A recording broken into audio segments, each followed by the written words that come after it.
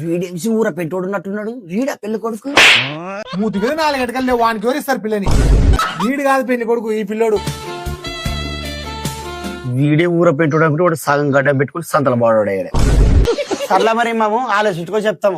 సరే ఆలోచించుకొని చెప్పండి మరి. రబితో రుక్కో. A few moments later. కాల్చిన కూడా మీ ఓడు మంచోడేనా? ఏ వాడు చాలా మంచోడనా? అరే మందు సిగరెట్ కట్ అటే మన అటుండవే. ఏం మాట్లాడతావు అబ్బా నువ్వు? మందు మాటెత్త తలకు సాలాడు కిలోమీటర్ ఇస్తాడు. మరి సిగరెట్ అట్లాంటివి ఏమన్నా? సిగరెట్ వాసనకి మబ్బచ్చి పడిపోతాడు.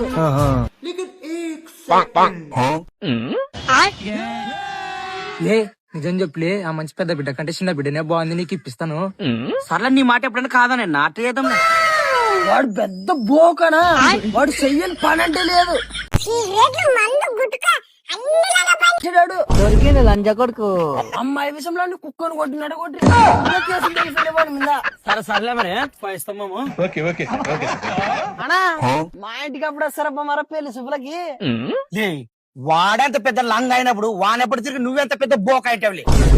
ఇలా నెలకు పిల్లని ఇస్తారా? నీ కొడుకు 9 నెలల పిల్లని